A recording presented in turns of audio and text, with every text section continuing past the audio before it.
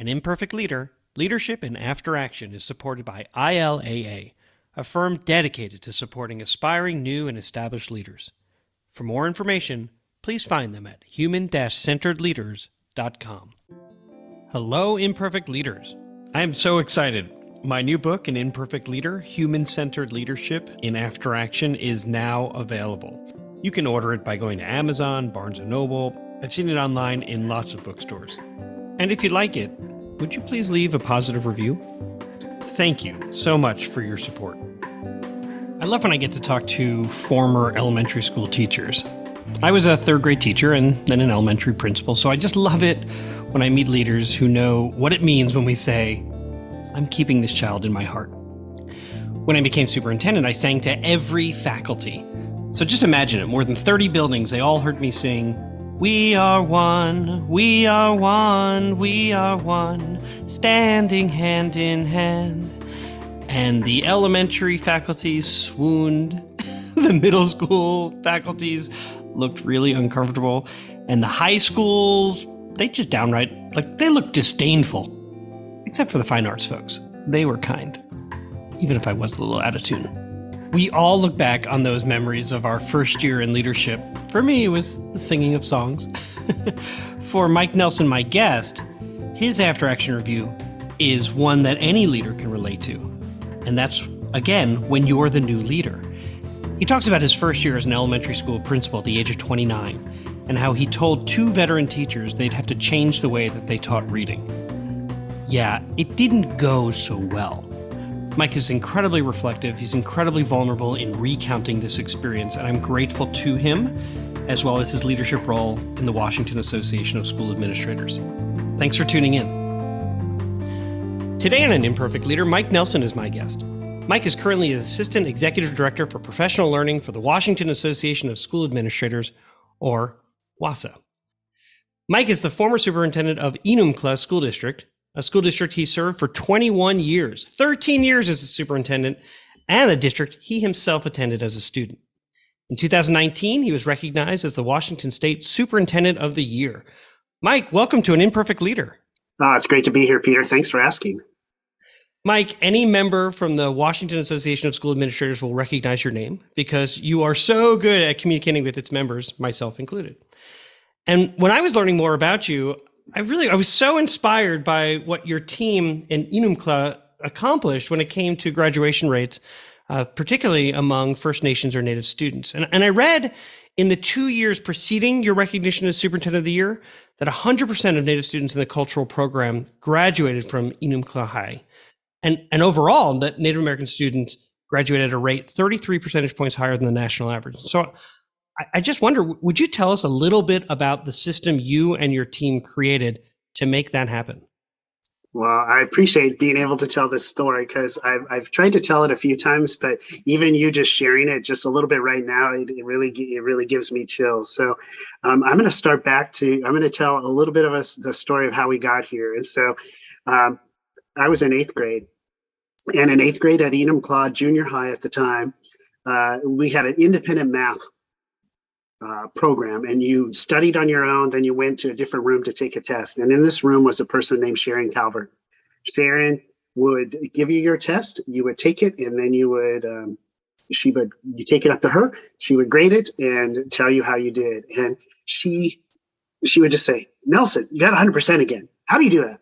And so Sharon, Mrs. Calvert, and I became fast friends in 8th grade because I really didn't study. I just went in. So math was pretty natural and easy for me. Little did I know that when I returned to Enumclaw as assistant superintendent in 1999, Sharon was a paraprofessional in our school district. And we moved, she was a member of the Muckleshoot tribe. And we moved her into building a cultural program in the Enumclaw School District. And she just was amazing in how she connected and worked with people. And during my tenure, both as assistant superintendent and superintendent, I had the front office. And our district office was nothing fancy. It was one floor. You walked in, you turned right, and you could walk right into my office. And I kept that office even as superintendent because I didn't want to create any barriers in my leadership that would prevent people from an open, honest, transparent type of leadership model. So Sharon would come in and still call me Nelson, even for my 8th grade year. She'd come in and say, Nelson, we have a problem. I think she wrote that for Apollo 13 myself. But so Nelson, we've got a problem. She'd come in and shut the door, and little did I know she would put on, we have a child that needs this support, and here, how do we build it? And from those years of building it, we continue to build this cultural program from preschool all the way through, and built a relationship between the Enumclaw School District and the Muckleshoot Indian tribe, to where we knew every single child, we knew their family, we knew their background, and we built this program. So that's one side of it from the Muckleshoot side. From the Enumclaw School District side, which is, how do we build staff knowledge and understanding of the tribal customs and traditions? Whether if somebody dies and a student's going to be gone for a week, we don't get frustrated. We move forward with, how do we support that child during their grieving time and the traditions that they will take part in. The very first day that you're on the job in Enumclaw, you have lunch at the tribe, and they prepare a traditional custom Mary lunch with root vegetables and salmon and fruit, and they explain why this is the food of the land. And they also talk about customs, and they talk about the students who will be entering our system. So Peter, a long way to say, we built the program for the kids, but then we also built it with the adults to change the culture and mindset of those students. And as a result, we did not let any child leave without graduating. And the tribe put money into our system because they saw it begin to work, and they wanted it to be a model for others. So when I think about the system that you created, we think about, you can almost look at it almost as like a glacier, right? And at the top of that glacier, lots of actions. Below that are sort of the systems and routines that take place. And below that are the mindsets that sort of fuel all of those things. And to me, it sounds like you understood that in order for students, particularly Native students, to graduate, it was going to take a shift in mental models. And so having that at the district level, being able to recognize the traditions, the rituals, all of those pieces that are sacred, that then fuels the way that people behave. And then you start to see different actions taking place. And the key to all of that sounds like, tell me her name, because all I hear is Nelson, but her name is Nelson, we have a problem. Yep, Sharon. So Sharon was awesome. It sounds like Sharon was the key to all of that. And so I wonder, in your role now at the state level, in terms of our association here in Washington State, how do you take that learning that you had in Enumclaw and bring that to your new position, influencing superintendents all across the state of Washington? I think it's kind of a simple phrase, but Sharon would say it is, we need people, if they had knowledge and understanding of our cultures, they would immediately understand to have sympathy and empathy about this situation. And so I think in this role is, how do we create conditions where stories are told or visitations are done, so people have that true sense of knowing themselves and understanding and having that level of empathy. It just brings a whole different level of connection and therefore learning. So it's about getting closer, right? That proximity and closer contact will help any individual make better decisions. It's probably one of the reasons why you moved or didn't move your office to a separate location. You wanted to be close to those who were going to be most impacted by your decisions. It's me. And so that's my leadership style. It's like, I wanted to be that front office. And, I think the thing that I didn't mention is sometimes it's not those huge decisions, but it's just those little incidental moments. If I wouldn't be available to Sharon, she would become frustrated. That might ripple into a whole different way. But by being available and accessible to her, she felt a whole different level of support and validated my leadership. And she sent that ripple. So to be able to stay in Enumclaw 21 years as either assistant superintendent or superintendent, I let others carry the torch. Hopefully with my decisions and what I did, they sent the ripples of positive leadership. So let's talk about that. So in the leadership model that I use to advise others, there's a dimension called nested patterns. And that's the muscle of an organization's work. And inside that dimension is a term, shared leadership. And shared leadership is not something that is easily learned. It requires really high levels of trust. And so in the examples you've already provided in terms of your relationship with Sharon and the Muckleshoot tribe, I mean, everything I've read about you is that you are always the first to give credit to the team. And so I'm wondering, what are some ways that you advise others to embrace shared leadership? And I'm kind of curious, who taught you this nested pattern? That is a great question. I think it goes back to, I would say the person who, if I were to say one person, I would say it's my mom. Even though my mom died when I was 24 years old, her impact was huge. And she was the type of person that everybody thought they were her favorite person, whether it's my two older brothers and myself. I was the favorite. They would say they were the favorites. People in the community, other family members. Oh, Aunt Mary I was always her favorite. And she had that knack and ability, but she was really gifted at doing the little things and the small things that just had an emotional impact. So, in my first year of teaching, I'd go out to my car and there'd be a box of Kleenex with a note that just says, "I thought you might want a box of Kleenex for your desk." Like, who does that? I'd open my ashtray and there would be a $5 bill with a note from my mom, and there'd be dinner on the back seat, ready to cook for my wife and I. And I mean, it's just those little pieces. She uncannily knew not to set up her own roadblocks. And I say that, and I'm trying to describe this. I think as leaders, sometimes we might do things in ways that unintentionally that set up a roadblock for us, a path that's not necessarily good. And she really taught about being careful about that and through those little pieces. And so for me, an example that I could give, and I get that big systems might not be able to do this, but we did not have a phone system. I mean, I rebelled against a phone system in Enumclaw. We had somebody who picked up the phone and talked with people, and my number was available, and email was accessible. My office was in the front. People would say to me, "How do you do that? That's going to take time away from you." And it's like, it actually was the opposite. It built a culture of respect for the superintendent. People only came when they really needed me. And I knew if they walked through the door, they really needed me.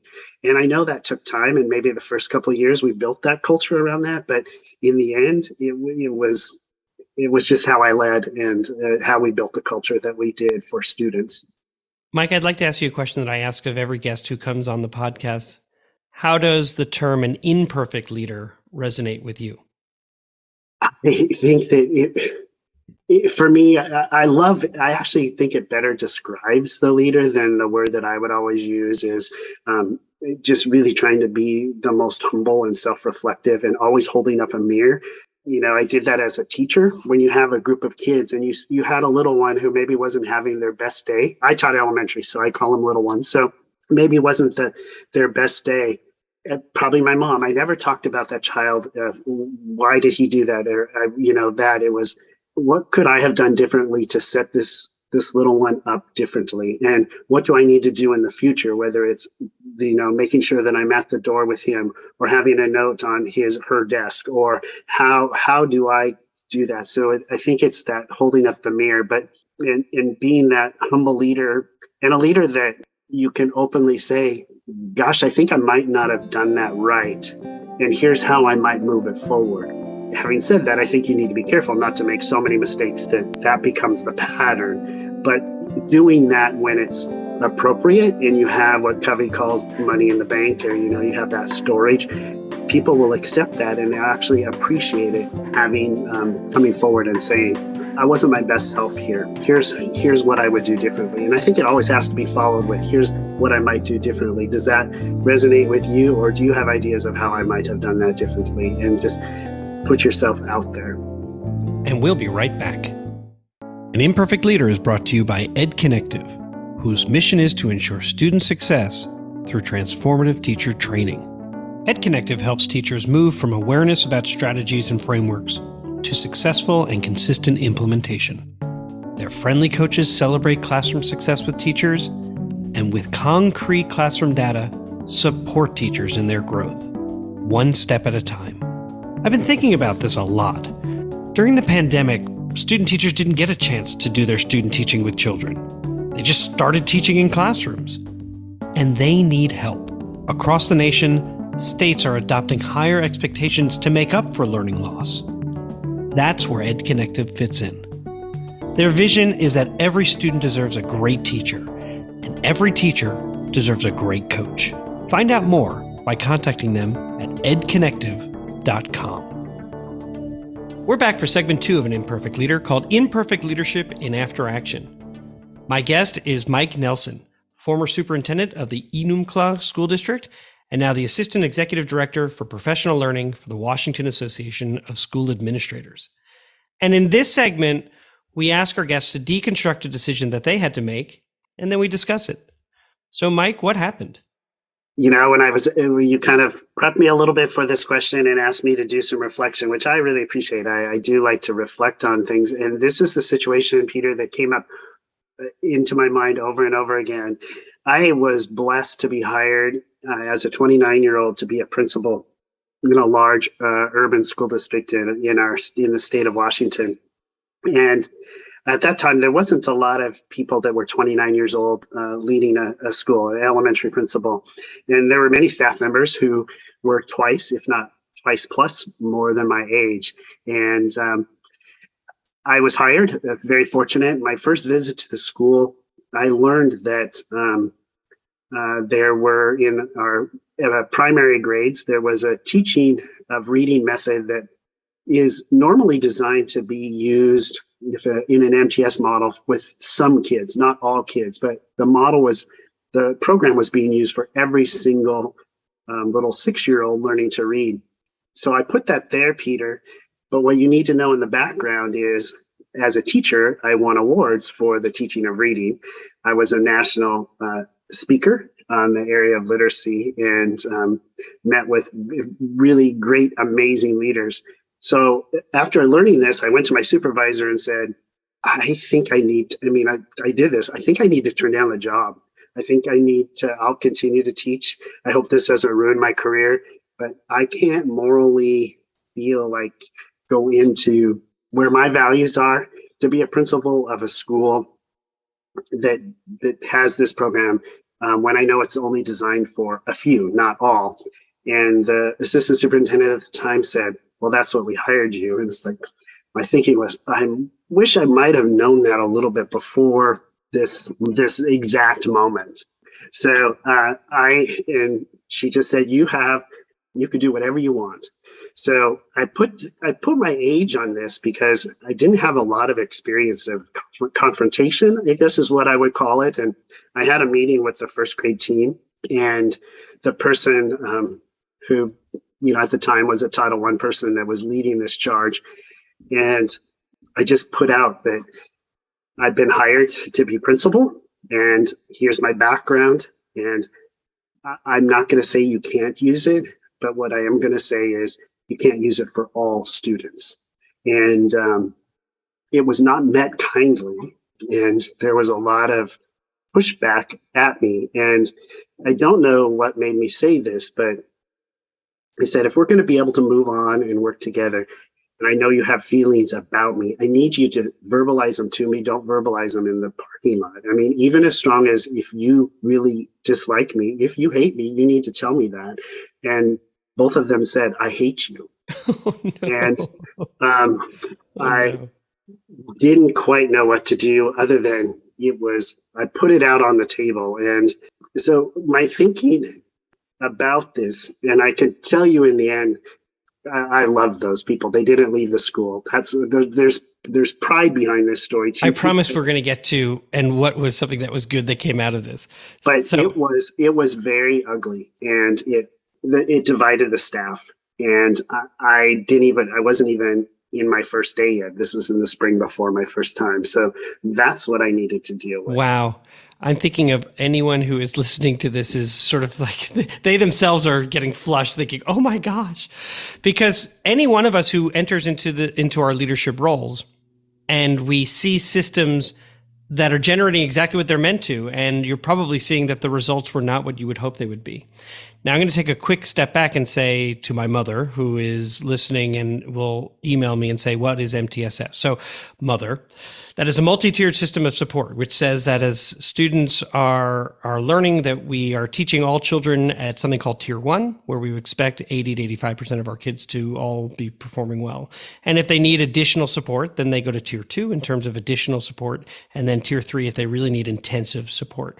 So it sounds like, from your example, that a first grade teacher was using a strategy or materials or a program that was really designed for the intervention and not for Tier 1 instruction. That would be correct, yes. Okay. And then also, Mother, Title I is those are the funds that are federal funds that are distributed to states who then distribute them to schools that have a high percentage of children who are participating in the free and reduced lunch program. And so you can use those funds for additional parent support or interventions and supports for children. So, okay, so you have this situation where you are 29 years old, you're entering into a new school, you haven't even started yet, you're doing sort of your meet and greets, and you recognize that there's a problem, that Tier 2 or 3 instruction is being used at the Tier 1 level, and you have significant reservations, and those who are above you say, yeah, that's why we hired you. Go fix that. And you went in and said, we're going to change this. You could use it, but you can't use it for all students. And let me know how you feel about me. And then they told you. Wow. What got overlooked? In reflection, I think what I might have done, in fairness to them, I did not go and observe their classrooms before having any of this conversation. I did not ask questions in the moment within their classrooms. I did not have any type of coaching session. I just came in and blanketly made a decision. And that's counter to who I am and how I would lead. And the only thing that I could describe is that it was such an incredibly strong value, and maybe my expertise, and maybe I was being so naive as a 29-year-old, which I share that because it's not tied to 29, because you could be 59 in your own new leadership, and you could be naive about some of the leadership moves you made. That's what we as leaders sometimes are impulsive, particularly if it strikes at the core of our core beliefs and our compelling purpose. We sometimes resist what we know about systems thinking, and that is to give yourself the gift of time to think about a situation before impulsively jumping in and making a decision, and then having to make a mid-course correction or recover. So I'm curious, what did you learn about relationships, or what new relationships were formed because of this?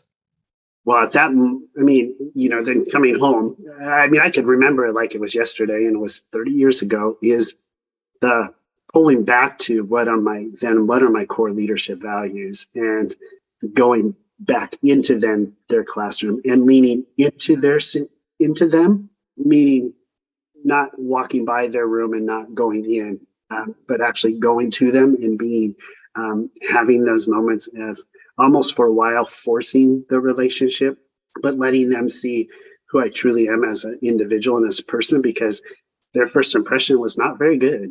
And to overcome first impressions is a really difficult thing. And so I knew that cognitively, even at that age, and I needed to really regroup that if I was going to move it forward. And then did I have the belief that they could do it? And that's a core value for me as a leader too. I got to believe that the person has the skills to be able to move, to shift the situation themselves. And I have to feel that completely as I'm working through the plan. There may be a shift at some point where I need to say that it didn't work, but I have to have that. That's a core belief that I have in the beginning of a situation like this.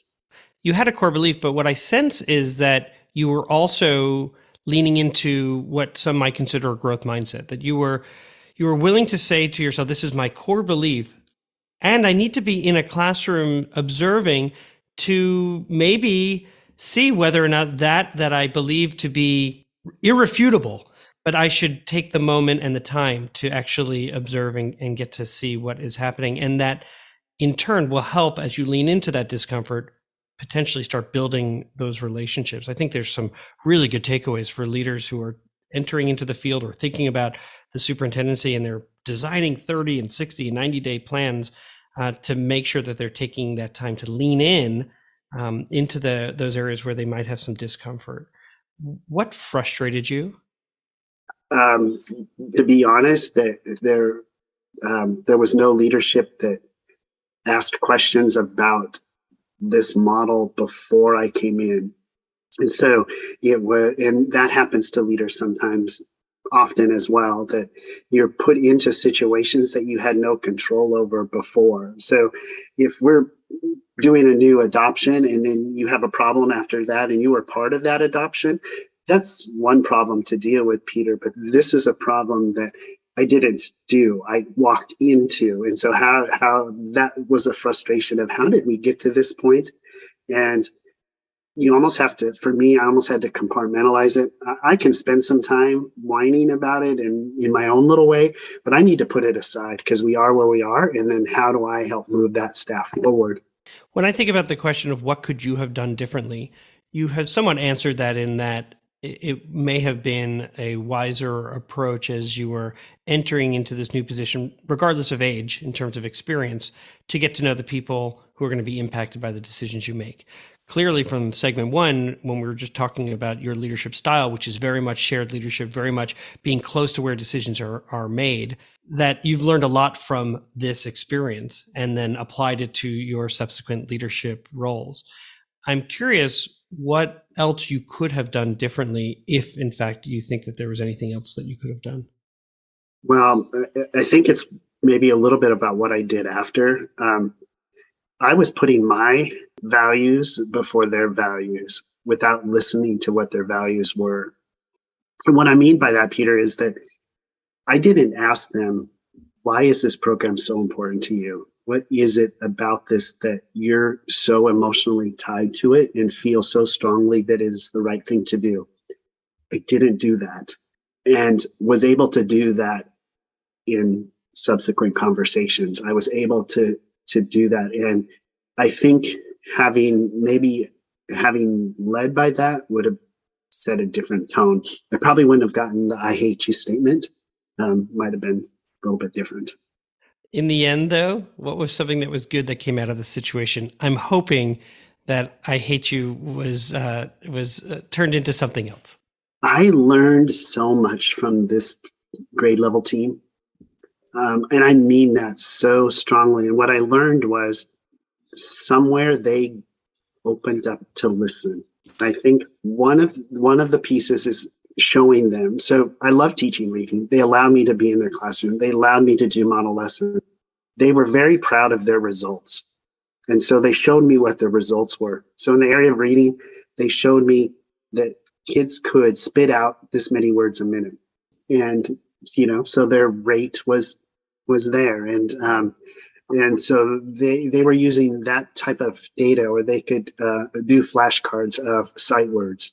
Awesome. Those are all important indicators of what makes a good reader. But when I said, if you were to ask the child, what is it that they just read? What's the response? Well, that's not part of our evaluation. And I said, well, let's just give it a go. And when students, not just one or two, weren't able to do that, that body language where that that you've made an impact, where there's almost like this deep breath and they look up and almost lean back. I can see them doing that in that moment. And it was an aha. And I said, so can I help? Can I be a part of your team? And at that point, they opened up and said yes. And, they went on to have amazing test scores that were built on different things, and particularly, being able to make meaning from the printed word, which there's lots of indicators that help you make meaning from a printed word. So rate and fluency are important indicators as well, but comprehension is also a key. Right. To understand the arc of a story and to see how characters change over time. Those are important parts of being able to actually understand what you're reading and to be able to draw meaning and to then think critically about the world. You can't get there if you don't have rate and fluency, but rate and fluency aren't the be all and end all. They go together. And so that's a really vivid description, particularly as you described sort of the leaning back and the, Well, and we learned together. And what I Right. learned from them, where I started, Peter, was I want to be, and they're probably my age now. They probably are old. We're older than what I currently am at. I think they were in their 60s, and I just turned 60. And they were there, and how they could get themselves to trust me, to be with me, and to be a team with me. I hope I would do that for someone else. I mean, how that just still, I'm in awe of that.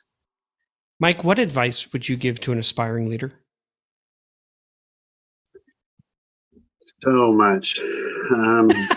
Well, look, it's a 30-minute podcast. So what's one piece of advice you would give to a leader? I have a son who's now a building leader, a building principal at a middle school. And that's thrilling to have. And I say that because at the dinner table, my brothers and I all went into education. And my parents, my mom in particular, would always say this phrase, and I will never forget it. There's no more noble of a profession than that of an educator. That just oozed from her mouth, and it was like, well, we knew we were going to be educators. So in answering your question, I think I go back to my mentor, my strong mentor, and my mom, and I think I would probably just say 3 words: see the good. See the good. My guest again was Mike Nelson. And Mike, I know you get real joy from designing and implementing professional learning for the different members of our organization. And you do it because you have this genuine interest in helping leaders be better today than they were yesterday and better tomorrow than they are today. And it's clear from our conversation today, truly, it's true that there is no profession more noble than that of a teacher. But I would refer to what you've described as a compelling purpose, and it's a really noble one. And that's because in the end, really, the children win when educational leaders are at their best. Thank you so much for being on the podcast. It was a privilege. Thank you. Music for An Imperfect Leader was written and arranged by Ian Varley. Sam Falbo created the Daruma doll butterfly artwork. Imperfect leadership is not a scarlet letter. It is a badge of honor. It recognizes that serving as a lead learner is about being a vulnerable leader, an empathetic leader, a compassionate leader. And I'm proud to be an imperfect leader, so I hope you'll join me next time for another episode of An Imperfect Leader, Leadership in After Action.